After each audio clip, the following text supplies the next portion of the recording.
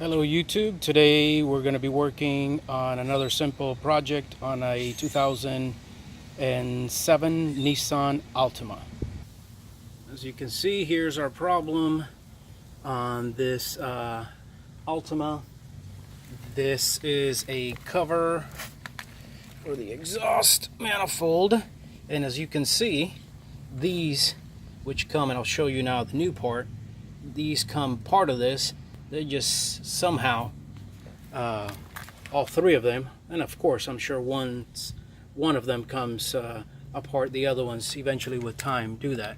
But noticing on the amount of people selling this part, I'm sure this is a problem with this Nissan. So I'm going to show you how easy this is to replace. Okay, here's the new part. If you look there carefully, now I know why it eventually with time and movement and heat, these pieces come apart. If you look in there, some kind of looks like little pieces of metal in there on both sides. Okay, I'm sure it supposedly works as a heat shield, I would assume, but with time, from this to that right there. Now the first thing you'll have to do is remove these two bolts right there, one here and one here. Okay, after removing that, this car here has a lot of bolts missing, so it looks like it was in an accident or something before and didn't put it back together correctly. But okay, so as you see, there's where I took the part off. And actually, let me show you something. This is how I found out to replace this. You'll hear a rattle similar to this. Okay, I forgot to say the bolts are 10 millimeters.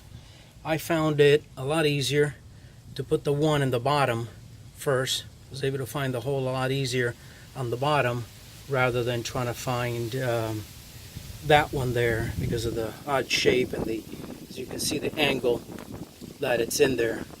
So I did not need to lift the car, but it may be easier for you, especially like this car, if it's missing the bottom plastic protector down there, would be easier maybe to that bottom one from underneath if you want to do that. If not, I did not find a need to go in from the bottom. Okay, got two bolts in.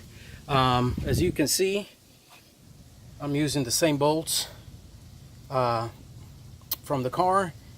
The piece does not bring bolts. There seems to be nothing wrong with them. Now I'm thinking maybe I should have used Loctite or something and it would help prevent that. But I may go back and do that since I don't want to run to the auto parts store. Actually, I need to see if I do have Loctite. But as you can see, they go in pretty easily. Okay, due to the location of the third bolt and due to this AC hose, I would recommend you put this one in second. So I hadn't tightened that one. I took it out. It was a lot easier. I could not find the hole.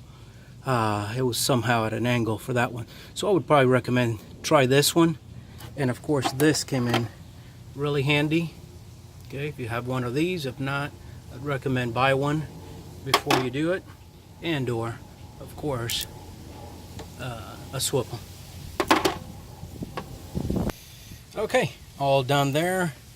Again, make sure you put in all three bolts. Start the threads. And before tightening any of them, make sure they all three of them went in before actually torquing them down. Again, this right here was a huge help. So if you don't have one, I would recommend one because again, especially on the one in the bottom and this one right here, it was a lot easier than with this and even with the swivel. Okay, so that's it. Pretty much put this piece back in, bolts in, Missing bolt. I'm gonna have to see if I can find him a bolt for in there. And goodness, okay. Here, one missing. Here, one missing. Okay, and even though here, that's not good. Need to get him a seal. I'm gonna figure out how to seal that for him also. So again, a really easy fix. If you hear a rattle coming from your engine compartment, that may just be what is wrong. So again, if this video helped you out, please make sure you click on like, comment if you have any ideas, anything I did wrong, anything you would have done differently, and then share and subscribe to the channel. Appreciate it. Thank you.